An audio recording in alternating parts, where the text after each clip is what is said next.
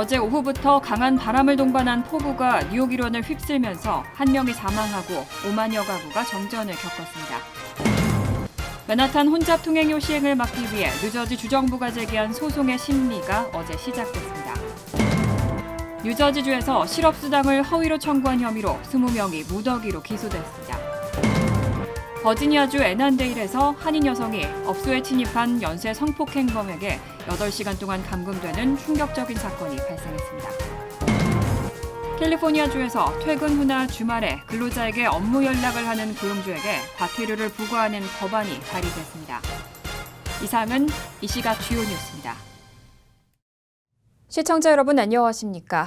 KBN 뉴스입니다. 어제 오후부터 강한 바람을 동반한 폭우가 뉴욕 일원을 휩쓸고 지나갔습니다. 한 명이 사망하고 5만여 가구가 정전을 겪는 등 각종 피해가 속출했습니다. 어제 오후부터 시속 60마일을 넘는 강풍과 함께 폭우가 쏟아지면서 각종 피해가 잇따랐습니다. 강풍으로 많은 수의 나무가 쓰러지면서 주택과 차량을 파손하는 사고가 속출했고 전선이 끊어지고 전신주가 쓰러지면서 대규모 정전 사고도 잇따랐습니다. 콘 에디슨과 PSENG 등 주요 전력회사 집계에 따르면 뉴욕 일원 약 5만여 가구에 전기 공급이 중단됐습니다. 특히 웨체스터와 브롱스 지역의 정전 피해가 컸습니다. 웨체스터는 2만 3천여 가구, 브롱스는 12,150가구가 정전 피해를 겪었습니다. 쓰러진 나무로 인한 사망 사고도 발생했습니다. 뉴욕주 웨체스터 카운티는 어제 오후 6시경 쓰러진 나무가 차량을 덮치면서 차량에 있던 여성이 사망했다고 밝혔습니다. 뉴욕시는 오늘 오전까지 쓰러진 나무 관련 신고가 총 145건이 접수됐다고 밝혔습니다. 뉴욕시 대부분의 지역은 3인치 내외의 강우량을 기록했고 일부 지역은 4인치 이상의 폭우가 내리기도 했습니다. 강한 바람과 폭우의 영향으로 하늘길도 막혔습니다. 뉴욕 일원 세계공항에서 총 350편의 항공편 운항이 취소되고 1,300여 편은 지연됐습니다. 맨하탄 혼잡 통행료 시행을 막기 위해 뉴저지 주정부가 제기한 소송의 심리가 어제 시작됐습니다. 연방법원 뉴저지 지법은 뉴저지 주정부가 연방고속도로 관리국 등을 상대로 제기한 맨하탄 혼잡 통행료 반대 소송에 대한 심리를 어제와 오늘 양일간 진행했습니다.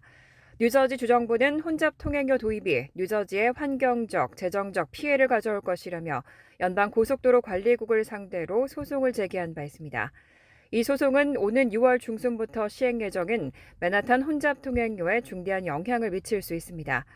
어제 게시된 심리에서 원고인 뉴저지 주정부를 대리하는 랜디 마스트로 변호사는 맨하탄 혼잡 통행료의 모든 혜택은 뉴욕으로 돌아가는 반면에 환경 오염 및 재정 피해는 이웃한 뉴저지로 전가하는 시스템이라며 혼잡 통행료에 대한 단순한 선호 여부를 묻는 게 아니라 연방정부 당국이 혼잡 통행료 시행에 따른 환경 영향 평가를 철저하게 조사했는지가 핵심이라고 주장했습니다. 뉴저지주를 비롯한 여러 지역 정부 및 단체들이 비슷한 이유로 혼잡 통행료 도입에 반대하는 다른 소송을 제기한 상황에서 이번 심리의 결과는 다른 소송에도 영향을 줄 수 있는 만큼 주목을 받고 있습니다. 이 소송의 결과는 혼잡 통행료 시행을 차단하거나 연기시킬 수 있는 마지막 변수로 여겨지고 있습니다.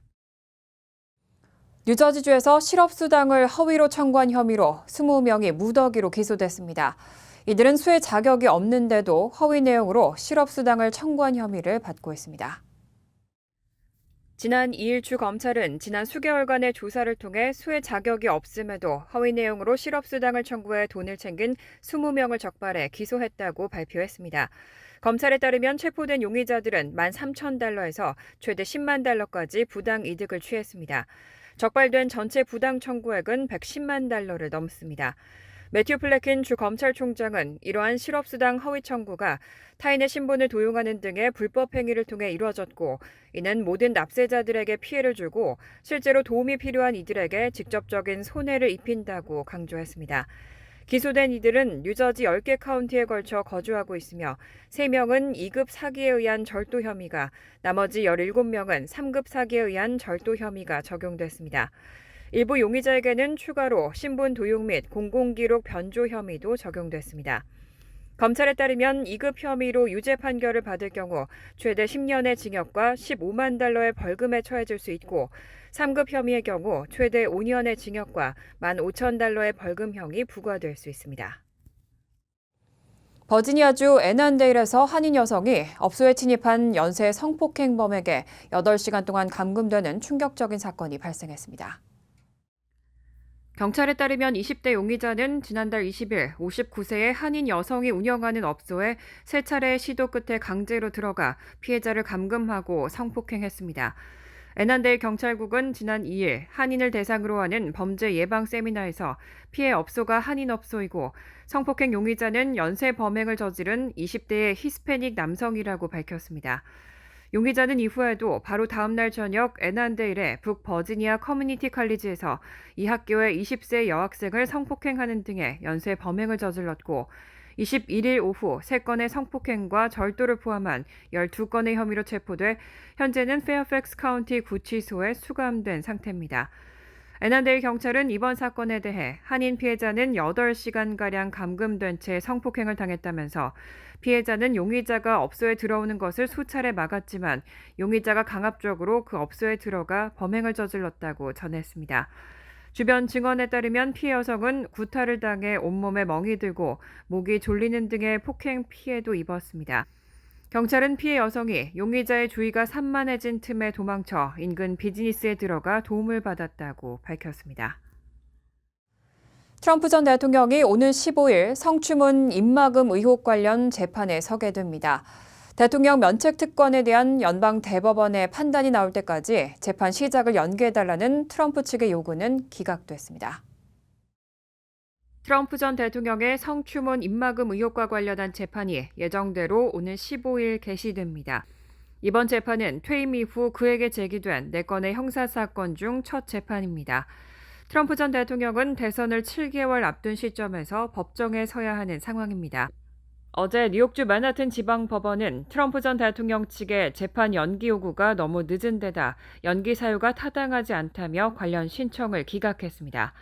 2016년 대선 직전 트럼프 전 대통령은 자신과 성관계를 가졌다는 성인 배우 스토미 데니얼스의 폭로를 막기 위해 13만 달러를 지급하고 이를 34회에 걸쳐 법률 자문료로 조작해 회계장부에 기록한 혐의로 지난해 4월 기소됐습니다. 다만 트럼프 전 대통령은 데니얼스를 만난 적이 없다며 모든 혐의를 부인하고 있습니다. 맨하튼 지법의 후안 머천 판사는 트럼프 측의 재판 연기 요구를 기각하며 트럼프 전 대통령은 이전에도 면책 특권을 주장할 수 있는 이미 충분한 기회가 있었음에도 불구하고 재판 시작을 불과 몇 주 앞두고 연기를 요구하는 것은 신청의 진정성과 목적에 실질적인 의문을 제기한다고 지적했습니다. 연방대법원은 오늘 4월 25일 첫 번째 상고심 구두 변론을 가질 예정이며 관련 판결은 현재 연방대법원 회기가 끝나는 오는 6월 말 또는 7월 초에 나올 것으로 예상됩니다. 트럼프 전 대통령은 이 사건 외에도 백악관 기밀문서 유출, 조지아주 대선 개입 시도, 대선 인준 뒤집기 시도 등 총 4건의 형사사건에 대해 기소된 상태입니다. 캘리포니아주에서 근로자들의 연결되지 않을 권리를 법적으로 보장하기 위한 새로운 법안이 발의됐습니다. 근로자들이 퇴근 후나 주말과 같은 쉬는 시간에는 업무 연락으로부터 완전히 벗어날 수 있도록 보장받아야 한다는 내용입니다. 어제 민주당 소속 맷 헤이니 캘리포니아주 하원 의원은 근로자들의 연결되지 않을 권리를 보장하는 법안을 발의했습니다. 이 법안은 근로자들이 퇴근 후나 쉬는 날에는 업무 연락으로부터 완전히 벗어날 수 있어야 하고 이를 어긴 고용주에게는 과태료가 부과된다는 내용을 담고 있습니다.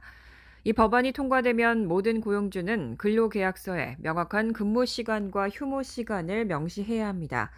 만약 고용주가 퇴근한 직원에게 업무와 관련된 연락을 시도할 경우 1회당 최소 $100의 과태료가 부과됩니다. 하지만 단체 교섭이나 긴급 상황, 일정 조정을 위한 연락은 이 법의 예외 사항으로 적용됩니다. 법안을 발의한 맷 헤이니 하원 의원은 스마트폰이 일과 가정 생활의 경계를 모호하게 만들었다며 근로자들이 업무 관련 응답에 대한 걱정 없이 가족과 보내는 시간을 보호받아야 한다고 법안의 필요성을 강조했습니다. 하지만 이 법안에 대해 캘리포니아 상공회의소와 같은 기업단체는 사업장의 유연성 저하를 우려하며 반발하고 있습니다. 캘리포니아주 하원 노동고용위원회는 이 법안에 대한 심사를 진행하고 법안의 적절성 여부를 판단할 예정입니다. 미국 내에서 중국인과 중국 기업의 토지 구매를 제한하는 움직임이 확산되고 있습니다. 폴리티코에 따르면 올해 들어서만 20여 개 주가 외국인의 토지 구매를 제한하는 새로운 법안을 추진하거나 기존 법을 개정 중입니다. 이미 지난해 15개 주에서 비슷한 조치를 취한 데 이어 미국 50개 주 가운데 3분의 2 이상이 해당 법안을 제정하거나 개정하는 추세입니다. 미국에는 외국인 투자를 규제할 수 있는 연방정부 차원의 기구인 외국인 투자심의위원회가 존재합니다. 하지만 올해 관련 법을 추진하고 있는 여러 주들은 이 외국인 투자심의위원회의 규제 범위가 특정 공항과 항구, 군사시설 주변 등으로 제한적이라며 보다 폭넓은 조치가 필요하다고 주장하고 있습니다. 폴리티코는 이러한 주들의 대부분은 공화당이 주도하고 있으며 이번 법안이 중국을 포함한 러시아와 북한, 이란, 베네수엘라, 쿠바 등 여러 국가의 국적자들을 대상으로 하고 있지만 사실상 중국을 견제하려는 것이 주 목적이라고 분석했습니다. 이에 대해 주미 중국 대사관은 국가안보를 이유로 정치나 무역, 투자 현안을 정치화하는 행동이 미국의 시장 환경에 대한 신뢰를 약화시킨다고 비판했습니다. 한편 미국은 청정 에너지 분야에서의 중국의 대규모 투자로 인한 시장 왜곡에 대응하기 위해 세금 보조금을 포함한 다양한 대책을 모색 중입니다. 유럽연합 또한 중국 기업에 대한 심층 조사를 개시하는 등 중국의 과도한 시장 개입에 대한 국제적인 우려가 커지고 있습니다. 대표적 안전자산으로 평가받는 금값이 사상 처음으로 트로이 온스당 2,300달러를 넘어섰습니다. 지난달 22일 이후 7일 연속 상승세를 기록하면서 안전자산에 대한 강력한 수요를 반영하고 있습니다. 3일 뉴욕 상업거래소에서 6월물 금 선물은 전일 대비 온스당 33.2달러, 1.5% 오른 2,315달러로 거래를 마쳤습니다. 금 현물 역시 7거래일 연속 오르며 사상 처음으로 온스당 2,300달러를 넘어서는 등 금값 상승의 슈퍼랠리를 이어가고 있습니다. 오늘도 6월 인도분 금 선물은 소폭 상승세를 이어가며 2,318달러 선을 오르내리는 중입니다. 이런 현상은 물가 상승과 금리 인하 기대감이 겹친 가운데 금을 안전한 투자처로 보는 시각이 강화되면서 발생했습니다. 특히 최근에는 중동 전쟁 등 지정학적 위기와 오펙의 감산 조치 등으로 인한 유가 오름세가 강해지면서 금 수요를 더욱 끌어올리는 요인으로 작용하고 있습니다. 이날 런던 ICE 선물거래소에서 6월 인도분 브렌트유는 배럴당 89달러 35센트로 마감하며 6개월 만에 최고치를 기록했습니다. 브렌트유는 이날 장중 89달러 96센트까지 치솟으며 90달러 돌파를 눈앞에 뒀습니다. 이에 따라 금에 대한 투자는 물가 상승과 낮은 실질금리의 환경에서 인플레이션을 방어하는 수단으로 각광을 받고 있습니다. 전문가들은 금값 상승세가 당분간 지속될 것으로 전망하고 있고 특히 글로벌 투자은행 및 중앙은행들이 해지용으로 금을 매수하면서 이런 추세를 더욱 부추기고 있다고 지적했습니다. 간추린 소식입니다. 노동부는 지난주 신규 실업수당 청구 건수가 한 주 전보다 9천 건 늘어난 22만 1,000건으로 집계됐다고 오늘 밝혔습니다. 월스트리트저널이 집계한 전문가 전망치 21만 3천 건에 조금 못 미치는 수준입니다. 직전 주간 청구 건수는 21만 2천 건으로 2천 건 상향 조정됐습니다. 최소 2주 이상 실업수당을 신청하는 계속 실업수당 청구 건수는 3월 17일부터 23일 주간 179만 1,000건으로 한 주 전보다 19,000건 감소했습니다. 신규 실업수당 청구 건수는 지난해 7월 이후 감소세를 보이다가 지난해 9월 중순 이후 20만 건대 언저리에서 등락을 거듭하고 있습니다. 뉴욕 한국문화원은 지난달 28일 유엔의 한국 문화 동아리인 코리안 컬처 소사이어티 및 김밥 랩 공동 주최로 한국 김밥의 밤 행사를 성황리에 개최했습니다.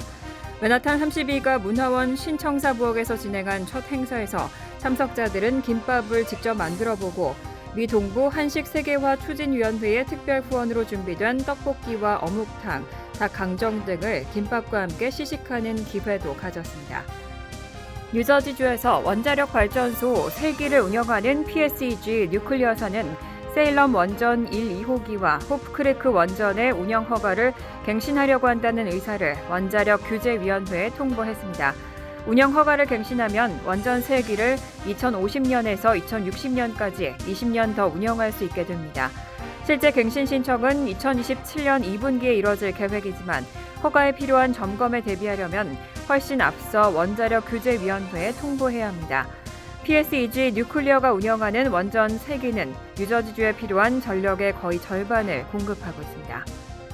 뉴욕주 설리번 카운티 소재 우드본 교정시설 수감자 6명이 개기일식을 보지 못하도록 한 교정당국의 결정이 헌법이 보장한 종교의 자유를 침해한 것이라며 지난주 연방법원에 소송을 제기했습니다. 무신론 등 다양한 종교적 배경을 가진 원고들은 소장에서 다가오는 개기일식이 자신들의 신앙을 지키기 위해 목격하고 성찰해야 하는 종교적 이벤트라며 모든 사람에게 개기일식을 볼 권리가 있다고 주장했습니다. 뉴욕주 교정당국은 안전상의 이유로 개기일식이 일어나는 오는 8일 오후 2시부터 5시까지 관내 모든 교도소를 폐쇄하라고 지시했습니다.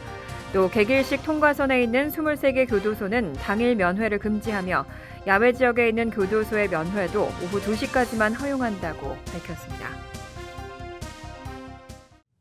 환율과 증권 소식입니다.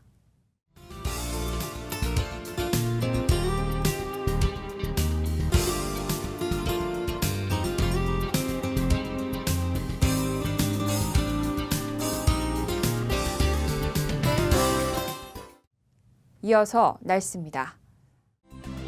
금요일은 대체로 화창한 가운데 곳에 따라 적지만 소나기 내릴 가능성이 있습니다. 낮 최고 기온은 47도, 섭씨 8도, 밤 최저 기온은 40도, 섭씨 4도로 예상됩니다. 토요일도 화창하겠지만 오후 한때 적지만 소나기 내릴 가능성이 있습니다. 일요일은 화창하겠습니다. 이상으로 KBN 뉴스를 마칩니다. KBN과 함께 즐거운 저녁 되시기 바랍니다. 우리 동부 최대 한인방송 KBN이 제작하는 KBN 뉴스는 웹사이트 mykbn.com 그리고 유튜브와 페이스북에서 다시 보실 수 있습니다. 좋아요, 구독, 알림 설정은 뉴스 제작에 큰 도움이 됩니다.